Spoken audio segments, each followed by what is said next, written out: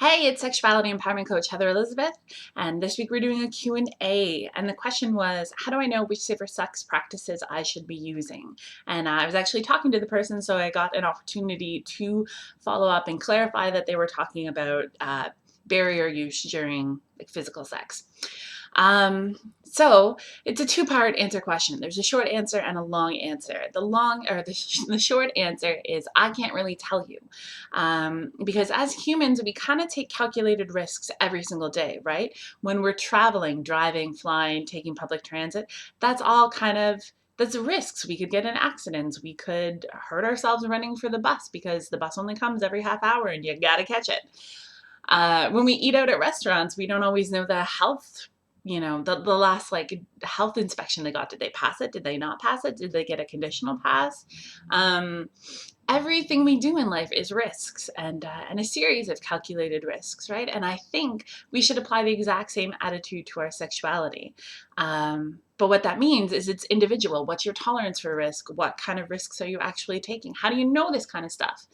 And this is where we get into the longer answer. Basically, I use three things to help me figure out what kind of risks I need to be aware of and what my comfort level is around those things. And this is how I kind of decide what safer sex practices in terms of barriers I need to use with each situation I'm in. First, I want to know what type of sex I'm having and what risks are associated with that. And there's actually a great chart that I will put a link below to you in the description.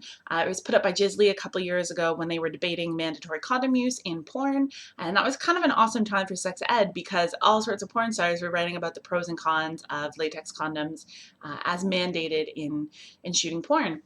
So Jiz put up this great chart that talks about 6 or 7 different types of sex, giving oral sex on a vulva, giving oral sex on a penis, receiving on vulvas and penises, anal penetration, vaginal penetration, and kind of broke out the known risks, the possible risks, and the unknown risks so that people have a really good understanding of, of what they're actually risking when they engage in this activity, and that helps you plan better for it, right? Because you know what you're up against, you know what you're maybe up against, and you know what we don't know whether or not you're up against.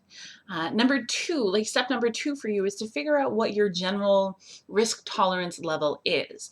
Are there some STIs, are you comfortable with getting a treatable STI?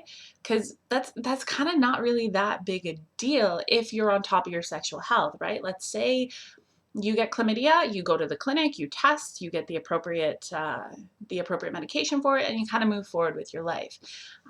Something like herpes carries a lot of social stigma. It's not going to probably have a big impact medically on your life, but it might emotionally. HIV will have a big medical impact on your life, maybe not emotional because we've made some really great advances with healthcare and treatment of HIV. But all this stuff is risk factors that you want to be aware of. So number one, what type of sex are you having and what risks are associated with it? Number two, what risks in general are you comfortable taking? And then step number three is time to get specific with this specific partner in this specific moment. What do you know about them and how does that influence what risk you're taking? If you're with someone who's like a super sex geek and is really up on their sexual health and has great conversations about barriers and expectations and tests regularly and only sleeps with people who also kind of do the same thing, or you're in a monogamous relationship and the two of you aren't having any sexual intercourse with other people and you've tested and you so far have um, a negative bill of health, or maybe you don't even have a negative STI status, but you're comfortable with what the other person has and everyone's on the same page, then you probably don't need to use barriers in the same way that you would if you don't know this information about your partner.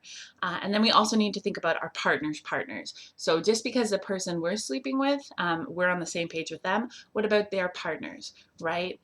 This kind of stuff goes a few levels out when we're talking about health, when we're talking about infection transmission, all this kind of stuff. It goes a few levels out. So that's all the things you need to think about. What type of sex you're having, what risks are associated with it, what risks are you comfortable in general taking in the bedroom, and then when it comes to this specific partner and this specific person, what are their habits and how do those things factor into yours? So I hope this helps you get a little clarity. In general, I think STIs are such an important, sexual health in general the physical component relates so heavily to the emotional component, and making decisions about what we're comfortable with and what we're actually feeling good about in our relationships versus not. And I think always the best way to get on top of what we're feeling good versus not good in our relationships is to be educated and to know ourselves, so we're making decisions from a place of empowerment. As always, I love hearing from you guys, and I love hearing your questions. So feel free to comment below, use the Google form that'll be in the description, or email me, heather@AuthenticSexualYou.com, and I'll talk to you next week.